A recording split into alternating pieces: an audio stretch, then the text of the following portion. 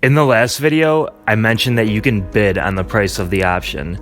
The option premium is going to change throughout the life of the contract. Just like how stocks move up and down, option premium also moves up and down. Option premium changes based on three main factors, and the change in price is going to be affected by the option Greeks. These include delta, gamma, theta, and vega. Let's compare options to stocks first. Stock prices change based on one factor, that's supply and demand. Now, I'm not going to get into all the reasons why supply and demand for a stock can change. Just understand that when there are more buyers than sellers, the price of the stock will increase. And when there are more sellers than buyers, the price of the stock will decrease. So, what causes a change in an options premium?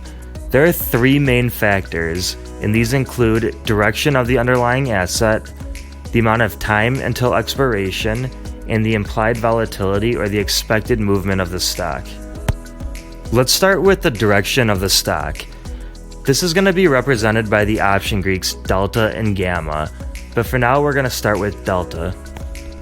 In my opinion, the only Greek that you need to look at is delta, but it's still very important that you understand the other Greeks so you know the risks associated with options. So what exactly is delta? Delta means for every $1 change in the underlying stock, the option price will change by the delta amount. Now there's two other ways to view delta, and the first one's going to be delta represents how many shares of stock you synthetically control buying the option. When you buy a call, you are positive delta, and this is similar to buying stock. When you buy a put, you are negative delta, and this is similar to shorting stock. Viewing delta as synthetically owning shares of stock introduces the power of leverage. Let's say you bought a 30 delta call. You are now controlling just over 30 shares of stock, and it's over 30 shares because of the Greek gamma, which we'll cover next. But for the sake of simplicity, let's just say it's 30 shares. If the stock is at 100 and you want to buy 30 shares, it'll cost you $3,000.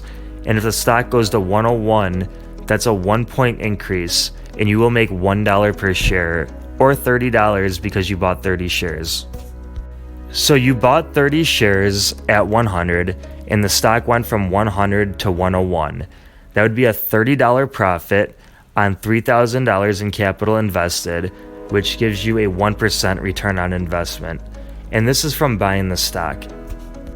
Now let's compare that to the 30 delta option. Let's say stock XYZ is at $100 per share. You bought the 105 strike, which is a positive 30 delta, and the call option costs $3 per share or $300. The stock goes from 100 to 101, which is a 1-point increase. So the call option will increase by the delta amount of 0.3. So the call option would go from $3 to $3.30. This is called being long delta, since you profit from an upward movement in the stock price. You got a $30 profit from a 1-point increase in the stock. This is why we view delta as controlling shares of stock. You earn the same profit as someone who bought 30 shares. So that's a $30 profit from a $300 capital requirement in the premium, which yields you a 10% return on investment. And this is why traders like buying calls. The 10% from the call is much greater than the 1% return on investment you would have got from buying stock. Buying calls is not all fun and games. Let's use the same example, except this time the stock went from 100 to 99, and that's a 1-point decrease. The call option would decrease by the delta amount, or 0.3, so the call premium would go from $3 to $2.70, and that's a $30 decrease. So what about a put option? The concept's the same, except you're benefiting from a decrease in the stock price. Let's say stock XYZ is at $100 per share, and this time you bought a 95 strike with a negative 0.3 delta, and the put option costs $3.50 or $350.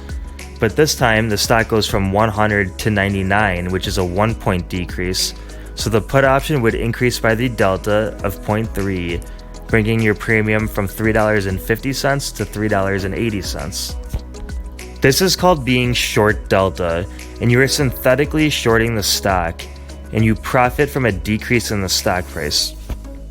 The other way to view delta is looking at it as the probability of the stock reaching the strike price by expiration. A 30 delta strike option means the stock has about a 30% chance of reaching the strike price by expiration. Delta as a probability is derived from the market maker's pricing of option premiums. Now, this is not something I use aggressively in my trading, and for that reason, I'm not going to talk about it too much. The next Greek that has to do with the change in the underlying asset is gamma. Gamma is the change in delta for every 1 point move in the stock. This is very similar to the physics concept of acceleration and velocity. You can view gamma as acceleration and you can view delta as velocity. Now let's say you have a call option with a 105 strike, $3 in premium, a delta of 0.3 and a gamma of 0.02. Let's say the stock went from 100 to 101. The call's premium would change from $3 to $3.30 because of the 30 delta, and the delta value would change from 0.3 to 0.32 because of the 0.02 gamma. The gamma is going to increase to 0.04. Now this is very unique being in a long gamma position because every 1 point increase in the stock price, not only is the delta going to increase, but the gamma is going to increase as well. So let's say the stock goes from 101 up to 102. The option premium is going to change from $3.30 up to $3.62 because of the 0.32 delta. Now the delta is going to change from 0.32 up to 0.36 because of the 0.04 gamma, and the gamma is going to increase as well. We're just going to say it goes to about 0.06. Now just keep in mind, these delta and gammas and all the other Greeks are constantly changing. This is just how we're presenting them. Now, you're going to be synthetically controlling 36 shares of stock because it's at 36 delta. So now you understand why traders love buying calls. It's the power of leverage, but it's not all fun and games. So let's see what happens when the stock goes down. Let's say the stock goes from 100 to 99. Your call premium is going to change from $3 to about $2.70 because of the 0.3 delta. And your delta is going to change from 0.3 to about 0.28 because of the 0.02 gamma. And your gamma is going to decrease as well, but we'll leave it at 0.02 to keep the decimals simple. Now let's say the stock goes from 99 to 98. Your call premium is going to change from $2.70 to about $2.42 because of the 0.28 delta. And your delta is going to decrease from 0.28 to about 0.26. And again, your gamma will decrease, but we'll leave it at 0.02. Imagine if you bought calls in 2022. Who knows if some of these stocks are ever going to recover? But direction is not the only problem you have. Now you have time decay working against you. This brings us to the second factor that affects the value of an option, and that's time until expiration. Now I'm just going to tell you a few things that I think you need to know about time value before you start trading. Options decrease in value every day from time decay. An option can decrease in value even when you guess the direction right, and one reason for that is time decay. Time decay is represented by the Greek theta. Options lose value each day by its theta value. So a 365 day till expiration option is going to decay much slower than an option with 7 days until expiration. Theta decays at an exponential rate, not linear. Options start to see a much more rapid rate of decay between 30 and 60 days until expiration. Let's say you bought a 105 strike call for $1.50 in premium, a theta of -0.2 and 7 days till expiration. The premium will lose 20 cents or $20 after 1 day, and this is going to reduce its value to $1.30. Remember, every single day preceding, the option will lose a value much greater than 20 cents. I use 7 days till expiration because I see way too many traders buying these shorter dated out of the money options just because they're cheaper. What most new traders don't know is these options have a very low delta to theta ratio, and you really need an explosive move in the stock to profit.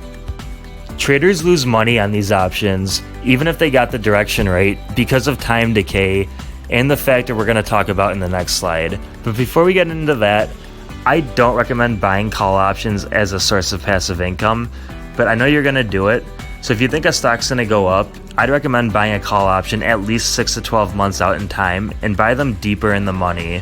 and I'll get into intrinsic and extrinsic value in later videos, but I would recommend learning premium selling strategies and letting time decay work to your advantage. And most people say premium selling's too complicated, but from my experiences, taking the time to learn this is the best way to yield consistent profits. The third factor that's going to affect the price of an option is called implied volatility, and it's also known as expected movement. The Greek that represents implied volatility is called vega, and vega is a change in the option's price for every 1% change in implied volatility. Before we do an example about the math behind vega, let's talk more about implied volatility or expected movement. And this is the market maker's expected percentage change in the direction of the stock. Now, implied volatility, we're going to just call it IV for the rest of this. IV is calculated from supply and demand of options. When the demand of options increases, IV also increases. And when the demand for options decreases, IV also decreases. We're going to look at the options on two different stocks, stock 1 and stock 2. Both stocks are trading at a market price of $150 per share, but each option has 30 days till expiration, and we're looking at the 150 strike put option for both of them. Stock 1 has a $5 premium, and stock 2 has a $3.50 premium. If you're wondering why stock 1 has higher option premiums than stock 2, given that they're both 30 days till expiration and they're both trading at the same stock price, if you said stock 1 has higher demand for options, causing its premiums to be higher, then you are correct. Stock 1 has a history of larger up and down price changes. This gives it a higher expected up or down movement than stock 2, or a higher implied volatility. Each strike for stock 1 will have higher option premiums than stock 2. The best way to explain this is using the car insurance analogy. Let's say you have two drivers, both the same gender, the same age, and from the same city. The first driver has a clean driving record, but the second driver has a history of 5 car accidents. So who do you think is going to get charged more for car insurance? It's obviously the second driver with 5 car accidents. This is the same exact concept as implied volatility for options. The underlying asset that is expected to have the greater move is going to have a higher price for its premiums. Vega is a change in the option's price for every 1% change in IV. Let's say the option premium is $3 and the vega is 0.03. This means a 1% increase in implied volatility is going to cause the option to increase by $3. So the $3 premium is going to increase to $3.03. A 1% decrease in implied volatility is going to cause the premium to decrease by $3, or a $3 premium is going to decrease to $2.97.